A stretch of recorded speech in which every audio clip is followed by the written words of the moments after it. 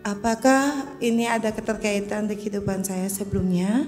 Karena ketakutan saya sangat luar biasa. Kejadian ini dengan minta maaf dan memaafkan lama-lama mengikis daripada rasa takut tadi. Akhirnya kita bisa berdamai.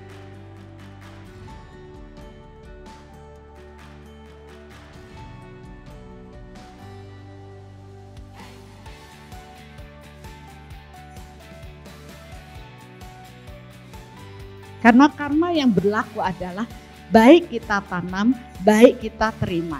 Buruk kita tanam, buruk juga kita terima. Apa yang kamu tanam, itulah yang kamu tuai. Ya, saya ingin bertanya ini mengenai diri saya, yaitu mengenai fobia saya terhadap binatang yang mungkin bagi orang itu hal yang biasa. Saya sangat fobia terhadap kucing. Apakah ini ada keterkaitan di kehidupan saya sebelumnya? Karena ketakutan saya sangat luar biasa. Pernah kejadian saya makan di rumah makan, ada kucing, saya sampai naik ke meja. Bahkan hamil besar pun perut saya sampai kejeduk kena meja karena menghindari kucing. Apakah ada solusi untuk saya melawan rasa takut saya terhadap kucing?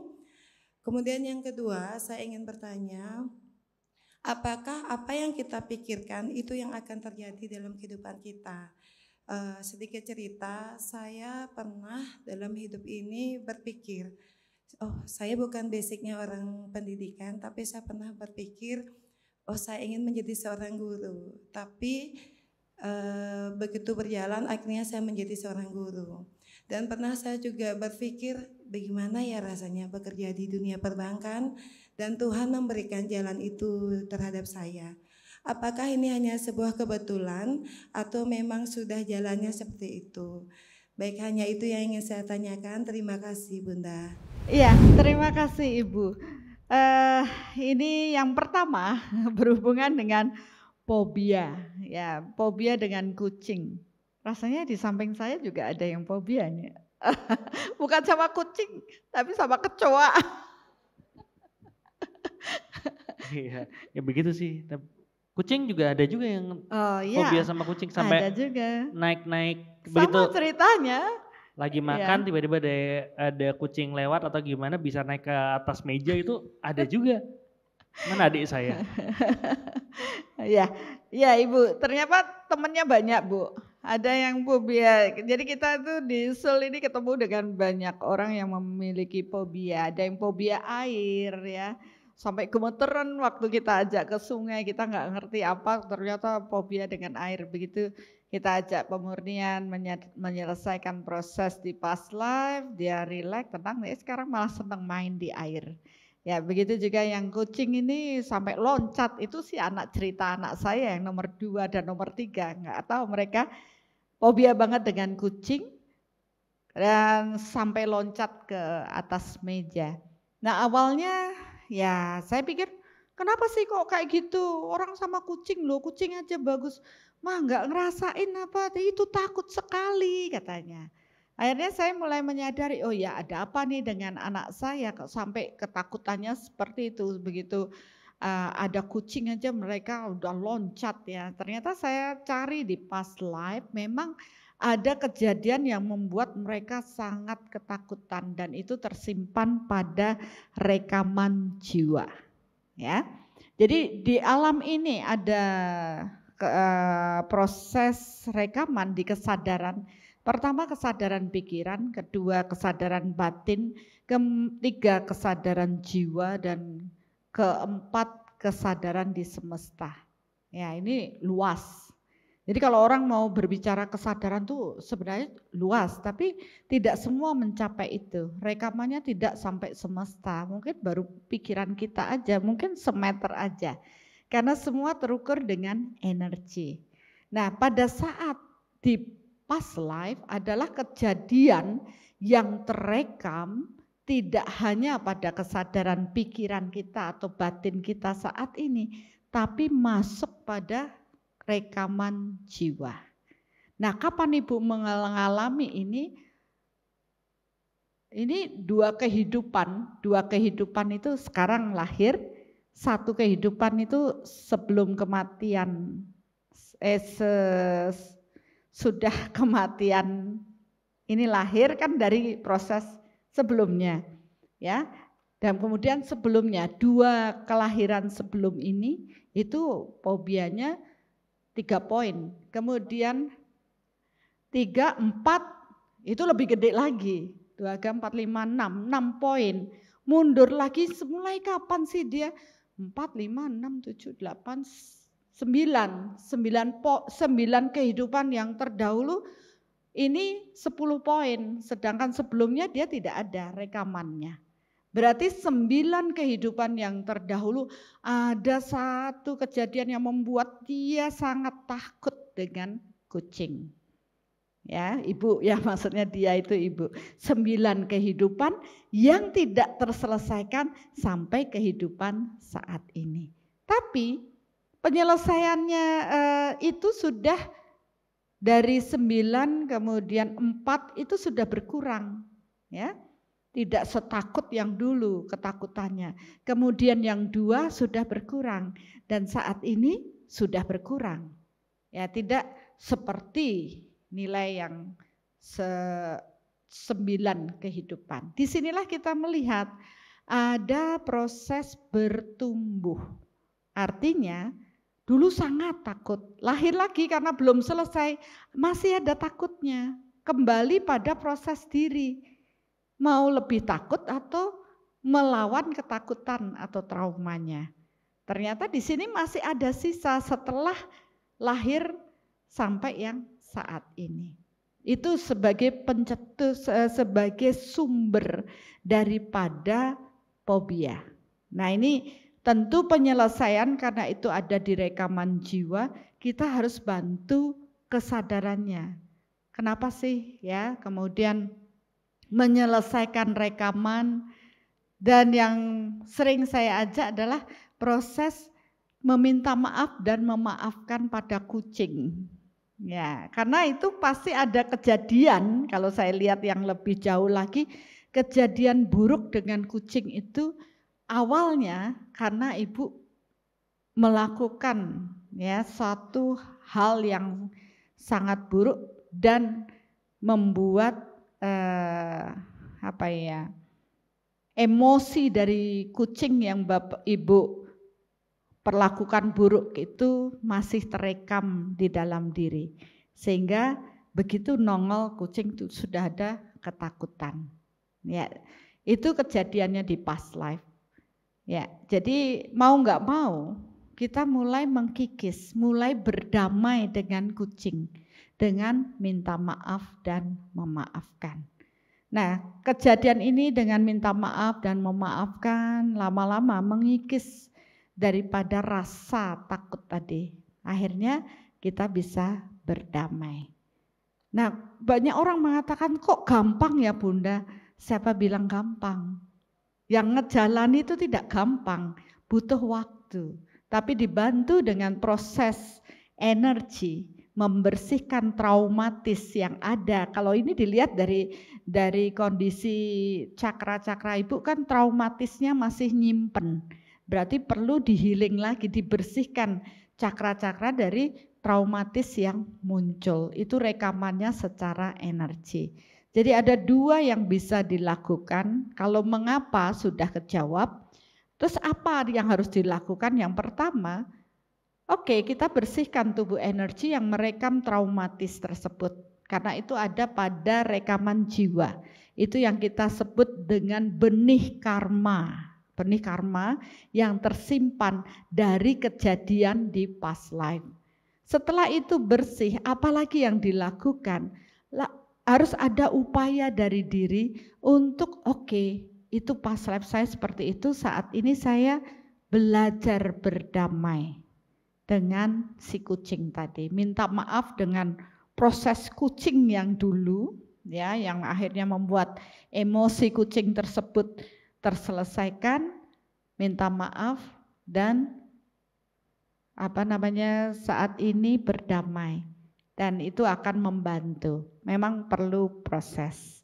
Ya, kenapa saya bisa bercerita ini? Karena banyak yang mengalami dan akhirnya berdamai seperti yang di sebelah saya nih. Dulu loncat-loncat lihat kecoa, ya sekarang udah mulai berdamai. Ada yang lihat cecak, ya lihat cecak sampai nggak tidur diliatin aja cecaknya. Sekarang sudah bisa tidur. Ya itu banyak. Kalau kita tidak lihat, selesaikan di past life, hari ini kita nggak bisa damai. Nah itu aja dengan kucing. Bagaimana dengan orang yang di past life kita, wah berantem sampai bunuh-bunuhan. Pasti saat ini pun kita melihat aja sudah ada gejolak jiwa istilahnya. Udah ada rasa yang tidak nyaman karena yang dulu tidak selesai. Inilah hutang kita. Oleh karena itu ya setiap orang yang kita temui, kita olah rasa, oh dia baik. Oh berarti saya menanam baik. Itu untuk mengidentifikasi kalau kita tidak belajar soul matter. Ya, tapi kalau kita belajar soul matter seperti Pak Gede tadi tinggal ngukur, oh yang ini gitu, dari prosesnya. Jadi mudah aja. Tapi kalau belum identifikasi dari rasa. Rasanya gimana? Oh baik dia. Oh baik saya nanam. Kalau dia begitu ketemu orang, wah kok energinya enggak nyaman, berarti ada apa di balik itu. Nah, itu proses menyelesaikan.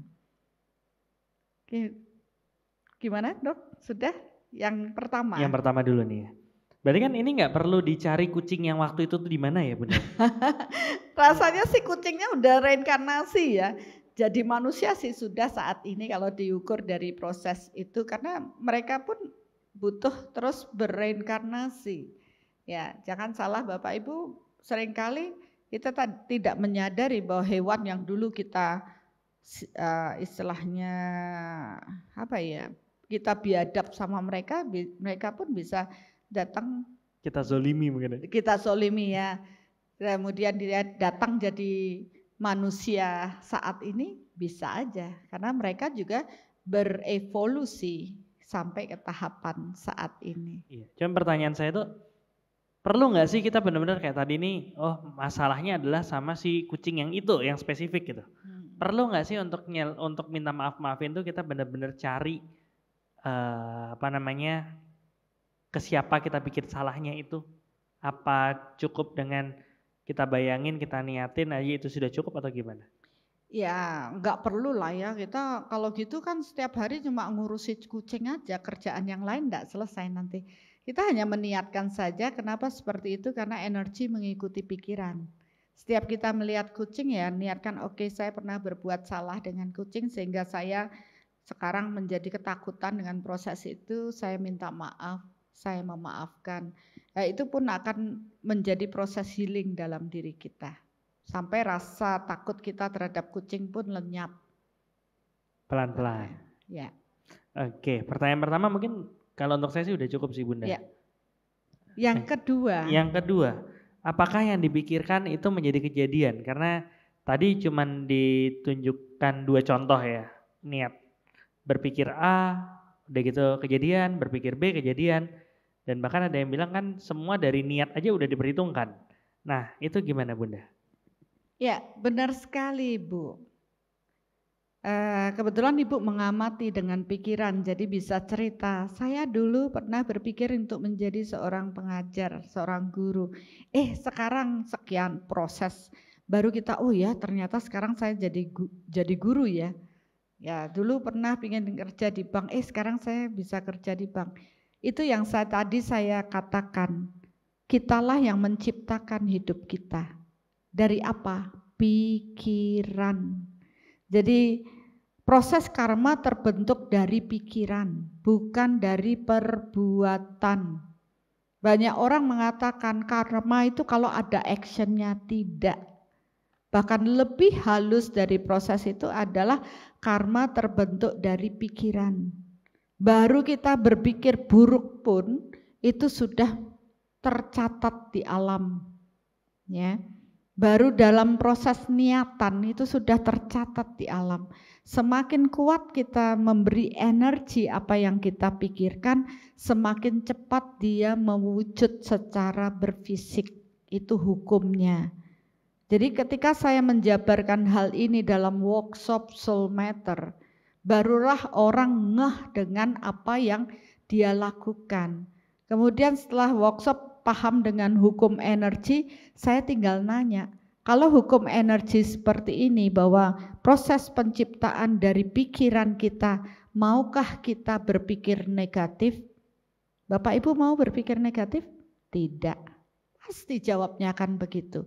Baru tumbuh kesadarannya untuk menjaga pikiran tetap positif.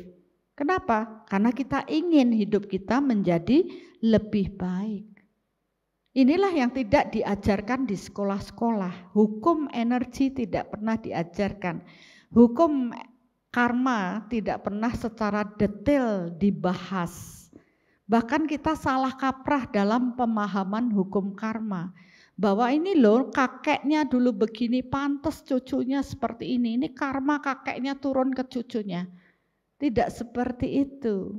Karma tidak bisa diwariskan Bapak Ibu. Kalau duit boleh lah ya. Duit diwariskan ke cucunya, tapi karma tidak bisa. Karma dibawa sendiri-sendiri. Cuma yang berkesesuaian ya, sama akan terpeta di tempat yang sama. Sejenis menarik sejenis. Kalau memang dia harus karena karmanya buruk, maka dia akan dilahirkan pada keluarga yang akhirnya mendapat hal buruk di sana karena kesejenisannya.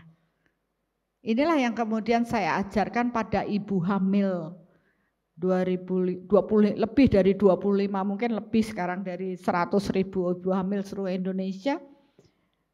Ayo mulai berpikir positif pada saat hamil. Karena kamu akan menarik jiwa yang sesuai. Kalau ibunya pada waktu hamil menariknya emosi aja, maka yang lahir adalah jiwa yang penuh dengan emosi. Itu. Jadi disinilah kita paham, oh pikiran kita loh sangat penting. Oleh karena itu setiap agama selalu diajarkan berpikir positif. Ya.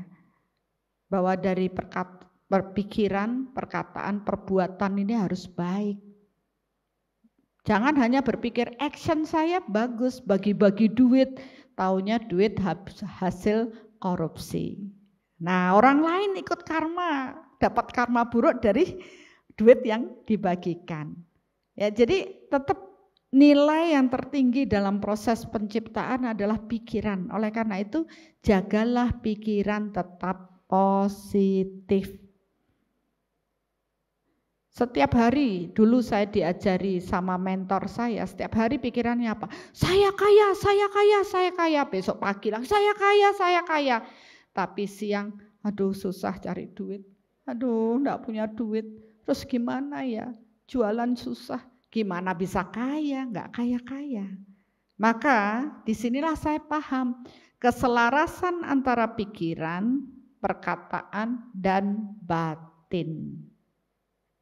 Pikirannya apa? Sehat. Oke, selalu berkata yang positif, saya sehat. Jangan mengeluh, aduh sakit, kenapa sakit? Ya ini ada dibahas di karma reinkarnasi. Ya di podcast. Iya, yang maunya sehat tapi masih pikirnya sakit. Ya. Kemudian juga maunya kaya tapi pikirannya nggak punya duit. Ya itu kan tidak selaras. Walaupun nggak dikatakan ya, walaupun cuma di pikiran aja. Ya, di pikiran aja. Bagi beberapa orang kan mengatakan dalamnya lautan bisa terukur.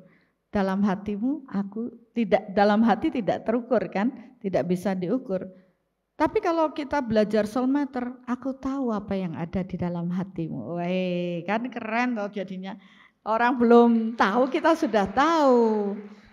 Makanya kita memberdayakan diri kita dengan banyak pengetahuan yang perlu ditambahkan sehingga kita akan menjadi jiwa-jiwa yang lebih bijaksana. Ya, tahu mana yang benar, tahu yang salah. Oke, ya, lagi satu saja pertanyaan. Oke, udah 2 nih pertanyaan, Bade. Oh, maksudnya satu lagi penanya satu penanya aja, ya. Selamat malam Bunda, Saya mau bertanya, ada 2 pertanyaan yang ingin saya tanyakan. Yang pertama, saya ada beberapa tim kerja, mereka bilang saya baik hati dan jarang marah. Tapi dengan anak-anak saya keras, tegas, dan kadang suami saya juga komplain. Saya merasa jiwa saya pemarah. Pertanyaan kedua, berbicara tentang ketertarikan sejenis menarik sejenis. Pada saat saya hamil anak keempat, saya mendapat posisi bagus di perusahaan saya bekerja. Karena pressure pekerjaan banyak, saya jadi sering marah dan saya sadar saat itu saya melakukan kesalahan. Akhirnya saat ini anak saya yang nomor 4, setiap saya mengatakan sesuatu kepada anak saya, dia akan selalu memberikan perdebatan. Karena saking gemesnya, kadang-kadang dia menggigit saya dan setelah itu dia selalu minta maaf kepada saya. Terima kasih Bunda. Ini 2 pertanyaan nih, dua-duanya menarik. Masalah baik hati ke tim kerja tapi ke anak keras, tegas, dan ngerasa jiwanya pemarah. Berhubungan juga sama yang kedua, waktu hamil pressure lumayan jadi marah, dan anaknya kalau dikasih tahu debat bahkan gigit. Ya, oke. Disinilah proses karma terjadi ya. Istilahnya di contoh yang perlu diberi perhatian khusus ya. Ini salah satu mengidentifikasi apa yang belum selesai pada diri saya. Ya, untuk apa saya lahir. Jadi mengamati masalah yang muncul. Itulah yang menjadi masalah, berarti itulah PR kita. PR ibu dengan lingkungan pegawai atau kantor cukup bagus, tapi tidak bagus dalam urusan dengan anak-anak. Berarti inilah PR ibu. Jadi banyak orang tidak paham dengan apa yang menjadi hutang atau apa yang harus diselesaikan dalam hidup.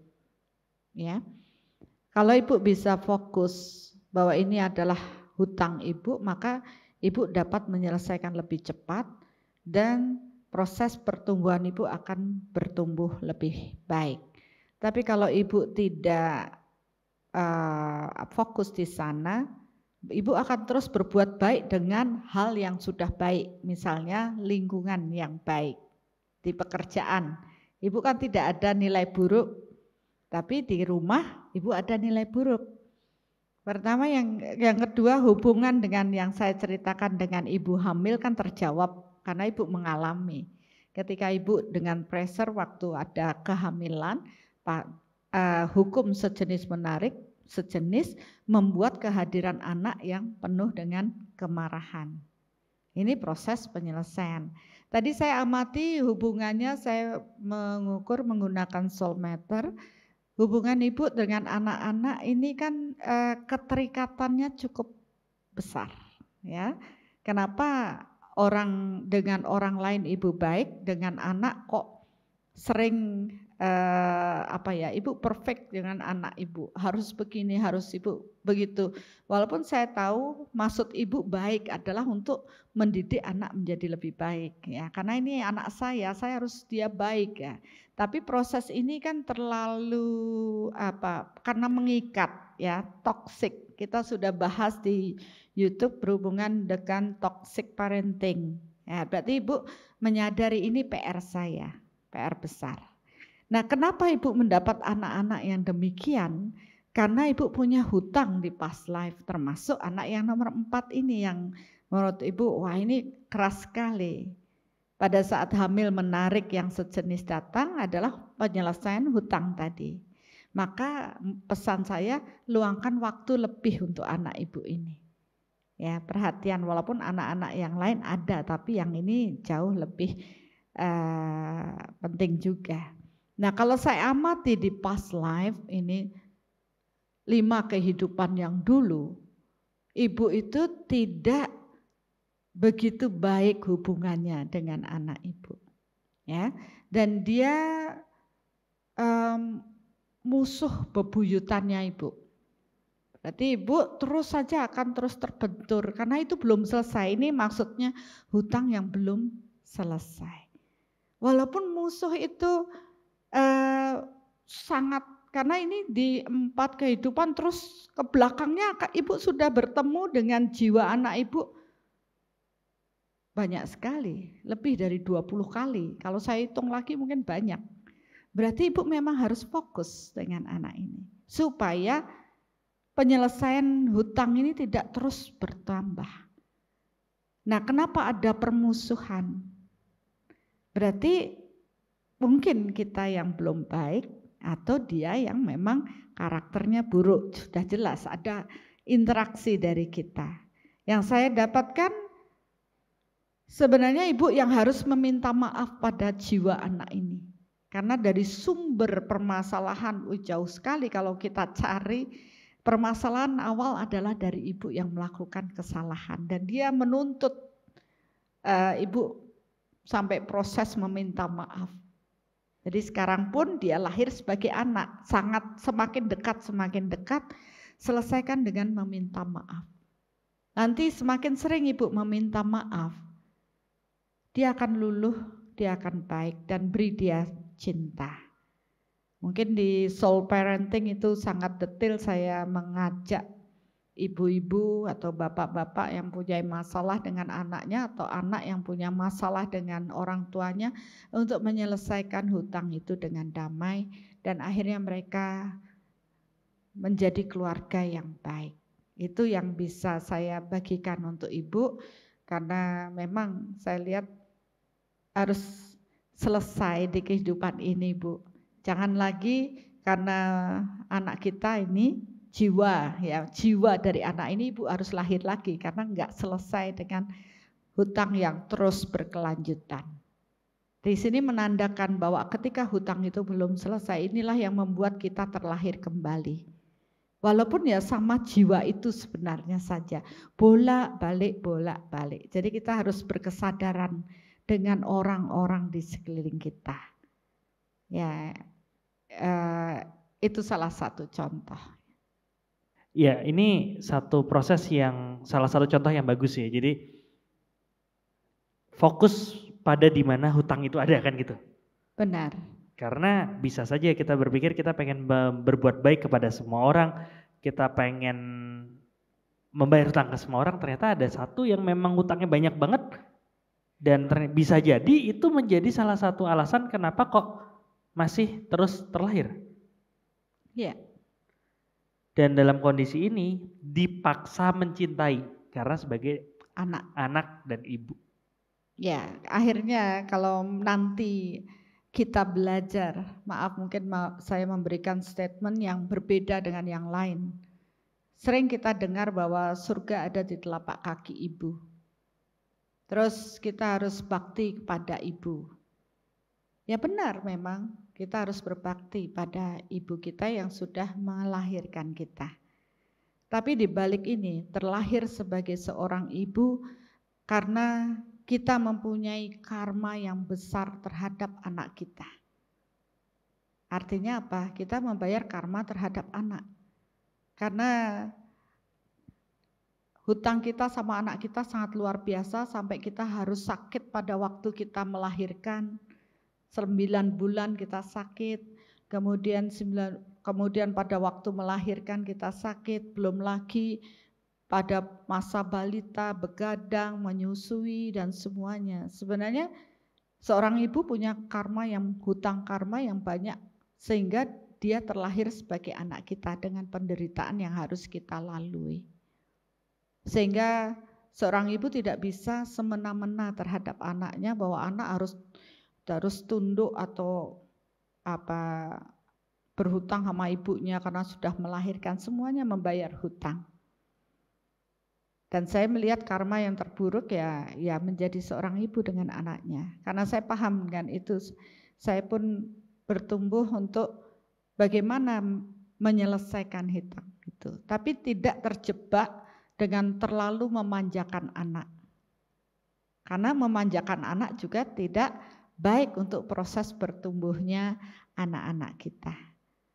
Ya, di sini ada beberapa bahwa ya, mumpung kita masih diberi kesempatan menjadi seorang ibu, Mari kita selesaikan hutang kita pada anak-anak kita. Nah, bagi yang tidak punya terus gimana? Bersyukurlah, berarti tidak ada karma besar yang harus diselesaikan. Tapi masyarakat berbeda pendapatnya. Wah, ini tidak bisa punya anak, malah semakin dihujat. Padahal semakin sedikit kita mempunyai hal tersebut, ya berarti tanggung jawab atau PR kita tidak banyak. Jadi kenapa di proses berikutnya orang mengatakan ke proses spiritual harus selibat. Selibat itu tidak menikah.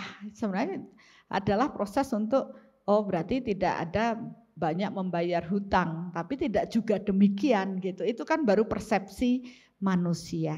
Jadi ya kita mulai paham kebenaran yang sesungguhnya itu bagaimana ketika kita benar-benar tahu kebenaran itu dan terukur. Kalau terukur itu sifatnya universal. Seperti tadi saya dan Dr. Rasto atau Pak Gede mengukur dengan metode Solmeter, tapi ya hasilnya dapatnya sama. Karena ya petanya di alam itu netral. Tapi untuk dapat mengetahui sesuatu yang netral di luar sana, di alam ini, di sini harus netral. Bagaimana cara netral? Berserah kepada Tuhan. Nah, pelajaran berserah itu yang susah. Tidak semua orang yang mengatakan, saya sudah berserah Bunda, tetapi ini kok begini, itu namanya belum berserah. Saya sudah ikhlas, semua nerima, wah sudah diginikan sama keluarga, digitukan. Ya saya bilang, ibu belum ikhlas. Karena apa? Masih ngomel. Orang yang berserah tidak akan ngomel begini, ya sudahlah. Ya saya paham. Proses penerimaannya lebih besar. Dan dia tahu kebenarannya. Maka barang siapa berserah kepadaku, kepada Tuhan, aku akan memenuhi semua kebutuhanmu. Ini ada pada semua kitab. Di Bhagavad Gita juga ada saya baca. Tapi banyak orang tidak paham bagaimana proses berserah kepada Tuhan. Dia lupa, barang siapa mengenal dirinya maka mereka mengenal Tuhannya. Mereka lupa mengenal jati dirinya. Mereka menuntut semua kehidupan yang baik tapi menuntut keluar, menyalahkan di luar. Mencari pertolongan di luar. Dia lupa mencari pertolongan Tuhannya yang ada di dalam dirinya. Kalau dia sudah paham dengan ini, dia tidak tergoyahkan dengan proses berserah. Maka semua kebutuhannya pun akan dipenuhi oleh Tuhan. Ini yang kurang pada diri kita. Kita sibuk dengan segala sesuatu di luar, tidak menghiraukan yang di dalam. Padahal disinilah tempat yang suci untuk kekuatan Tuhan. Membebaskan satripu, membebaskan kegelapan. Memulai menjaga pikiran, perkataan, dan perbuatan. Selaras dengan manusia lainnya, selaras dengan kekuatan ciptaan Tuhan lainnya. Dan tentu hanya terhubung dengan kekuatan Tuhan. Jadi secara horizontal kita selaras dengan semua makhluk ciptaan Tuhan. Tapi dengan Tuhan kita bersifat vertikal. Hanya kekuatan Tuhan yang boleh memasuki tubuh kita. Tidak tergoyahkan dengan yang lainnya. Barulah kita bisa selaras dengan kebenaran Tuhan. Karena hukum adalah sejenis menarik sejenis. Barang siapa menyiapkan kebersihan hati, dia menyiapkan keindahan untuk kekuatan Tuhan hadir. Dia tidak membutuhkan keluar, bingung. Yang dia butuhkan hanya menyadari, ya Tuhan, saya tahu, saya masih perlu berbenah, perbaiki karakter kita. Semakin halus budi pekerti kita, maka kita akan secitra dengan Tuhan, sejenis dengan kekuatan Tuhan. Karena energi Tuhan akan bisa memasuki orang-orang yang penuh dengan cinta dan kedamaian.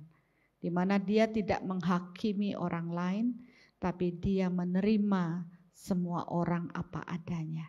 Ada yang baik, ada yang buruk, ada yang masih suka nyinyir, ada yang bijaksana, ya semua bertumbuh. Kalaupun masih nyinyir, oh ya dia kekurangan cinta. Jadikanlah diri kita sebagai orang yang berbagi dengan cinta. Karena menanam bukan berarti dengan duit, tidak. Menanam adalah dengan hati. Berikan dia cinta. Dan cinta tidak perlu kata-kata yang rayuan gombal. Tidak, kita hanya diam. Aku mencintaimu.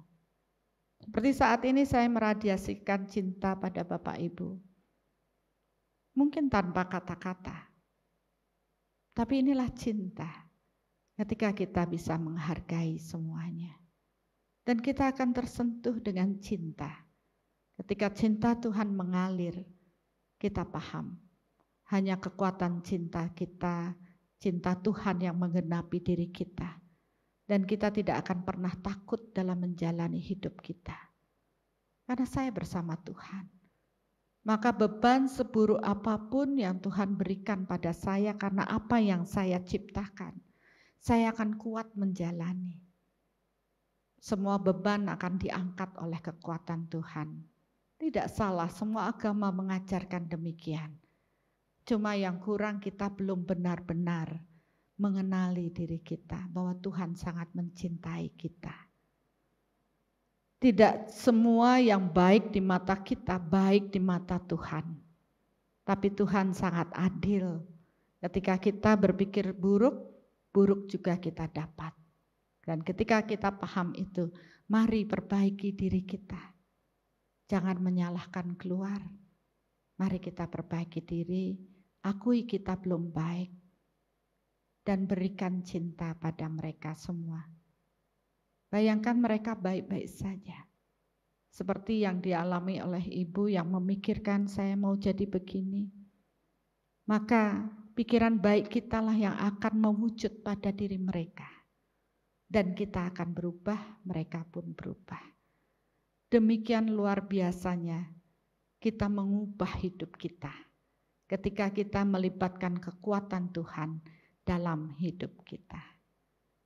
Ya inilah yang kita bagikan. Mudah-mudahan Bapak Ibu mulai paham. Mulai mengoreksi di dalam diri. Mulai menyadari, oh ya, orang lain boleh berbuat apapun. Tapi saya akan menjaga diri saya. Ada pikiran buruk, tarik kembali. Saya tidak mau hal itu. Tadi sudah ada yang membuktikan, baru mikir terjadi. Jangan berpikir buruk. Orang lain melakukan hal buruk karena mereka belum berkesadaran. Mereka masih bingung.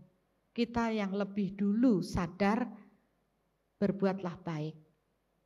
Ada orang mengatakan, sing waras ngalah. Orang yang punya kesadaran dia akan bertoleransi lebih banyak pada orang lain. Terus kita tanam kebaikan pada pikiran, ya. Menanam tidak harus pakai duit, pikiran kita yang jaga. Maka begitu kita sering berpikiran positif, lihatlah hidup Bapak Ibu akan berubah menjadi lebih baik. Karena hanya diri kita yang bisa menolong diri kita sendiri. Saya rasa itu Dr. Asto, Pak Gede. Sudah. Karena udah nggak ada pertanyaan, bukan nggak ada ya. Saya yakin masih ada pertanyaan ya, cuman Ya, waktunya itu. Karena waktu, jadi silakan untuk ditutup. Iya, seperti biasa nih Bunda. Walaupun saya masih merasakan radiasi belum puas. Ya mohon maaf kita nggak bisa ngepuasin semuanya karena emang terbatas sama waktu juga. Tapi seperti biasa, saya mau nanya dulu sama Bunda untuk closing statement ya. Loh, yang tadi panjang lebar belum? Kan tadi belum ditanya kan ya? Belum dimintai closing statement. Tapi biar lebih lebih terasa mungkin sambil berdiri Bunda bisa Bun. Ditemenin deh biar nggak sendirian ya. Setuju nggak Bunda kasih closing statement lagi? Oh, yang minta bukan saya. Iya, Bapak Ibu. Saya sebenarnya masih haru ya. Apakah Bapak Ibu juga merasa haru? Ya.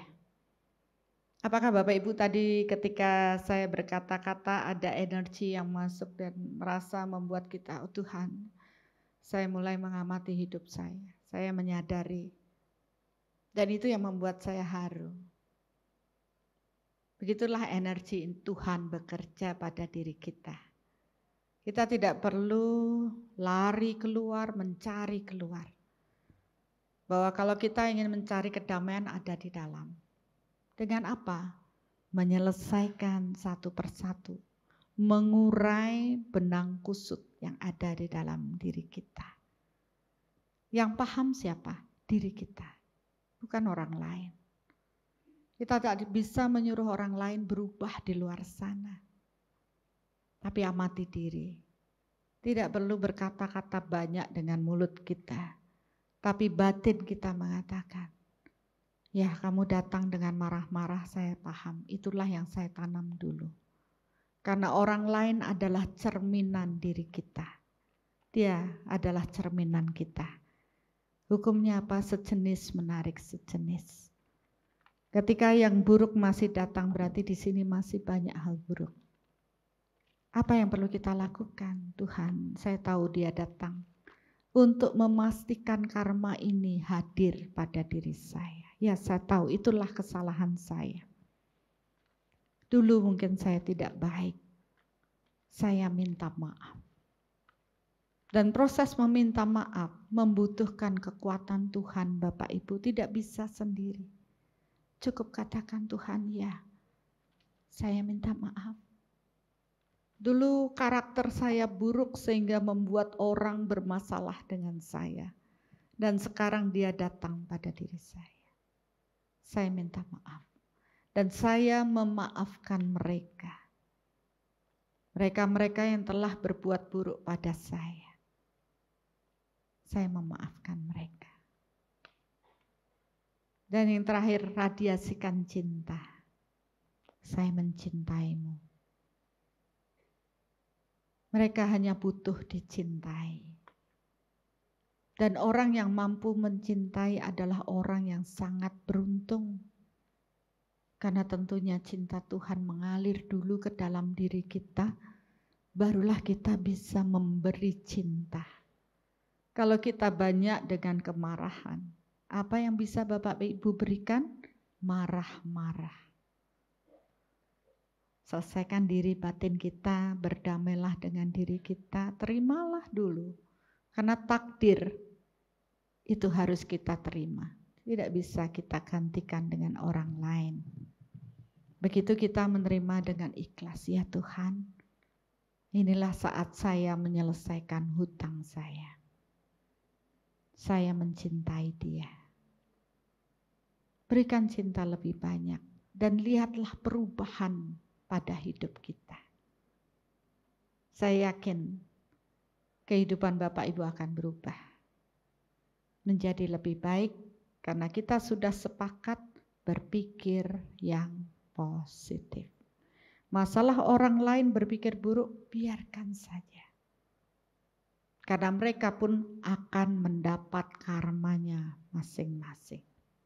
Tetap teguh dengan apa yang kita pikirkan, berbagi lebih banyak kebaikan, ingat menanam di tempat yang tepat dan subur.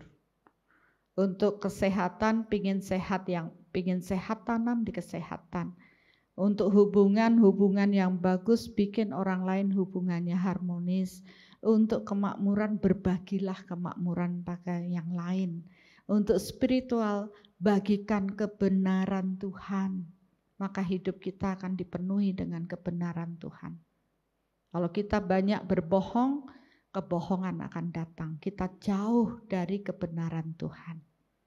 Dan saya bersyukur hari ini, setiap ada momen-momen bertemu, bukan suatu kebetulan buat kita. Saya menyadari hal itu.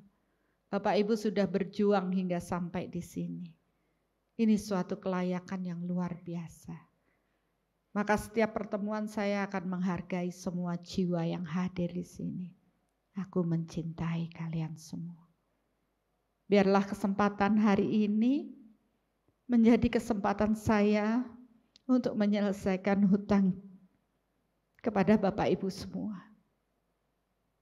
Hutang yang mungkin dulu tidak saya selesaikan, dan hari ini saya menyelesaikan dalam proses membawa kesadaran Bapak Ibu bertumbuh menjadi lebih baik. Terima kasih atas kehadirannya. Mudah-mudahan Bapak Ibu terus bertumbuh dan tergerak hatinya untuk mulai mengenal jati diri Bapak Ibu masing-masing dan menyelesaikan. Hingga saatnya mungkin nanti bertemu kita kembali. Saya melihat Bapak Ibu lebih ceria, lebih bahagia karena semua beban telah terselesaikan. Itulah harapan saya. Kita bertumbuh bersama, semangat menjalani hidup, dan saya yakin bersama Tuhan kita pasti bisa. Terima kasih.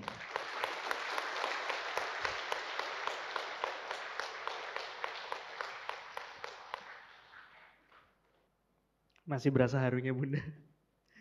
Sebentar ya. Oke. Ini satu tulisan yang kemarin sempat merenung, apa sih yang berhubungan dengan proses karma dan reinkarnasi ini Bunda. Semenjak kenal karma, semua tak lagi sama. Dada jadi lega, semua memang tampak sama. Tak kena filter, nama, alamat, sama agama. Beda jumlah hutang, bikin beda yang diterima. Semua yang datang tergantung yang ditabur. Walau lupa karena sudah lewati liang kubur. Yang dulu takabur, makin bijak dan bersyukur, hadapi dengan senyuman dan tak kabur. Resapi, setiap ada asap pasti ada api. Kenali asap agar tak tersulut api. Pegang kendali, jangan terpancing, lempar koin, hutang baru, bikin break even point tidak mungkin. Berusaha sadar, sabar hingga akar, tak berkelakar, latih hingga jadi pakar. Pikiran liar masukkan dalam sangkar, ilmu ditangkar, agar siap jadi pagar. Memang tak semua mau buka mata, ada yang cuma main di kata-kata, atau malah sibuk sama batu permata. Bagi yang mau, mari bertumbuh bersama. Thank you.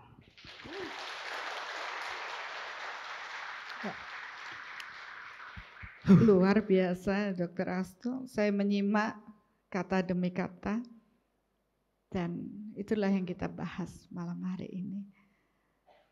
Terima kasih Bapak Ibu sudah mengikuti hingga akhir. Mudah-mudahan kita bertemu lagi pada pembelajaran-pembelajaran entah itu secara live ataupun di Online. YouTube online. Dan kita tetap berbagi di YouTube Bunda Arsaningsih. Mungkin Bapak Ibu bisa melihat banyak pembelajaran kehidupan yang saya bagikan di sana. Mudah-mudahan itu membawa manfaat yang positif, membawa proses pendewasaan jiwa kita, dan akhirnya kita mampu memperbaiki kualitas hidup kita menjadi lebih baik, menjadi jiwa-jiwa yang bercahaya terang. Terima kasih. Mari bertumbuh bersama. Iya. Oke, tunggu sebentar, Bunda. Terima kasih Bunda. Cuman saya pengen tambahin satu lagi. Kalau memang ini menjadi sesuatu yang baik untuk Bapak Ibu semua dan bermanfaat untuk Bapak Ibu semua, jangan sampai manfaat ini berhenti di Bapak Ibu. Mari sama-sama menjadi contoh, sama-sama bagikan agar lingkungan kita juga bertumbuh bersama kita.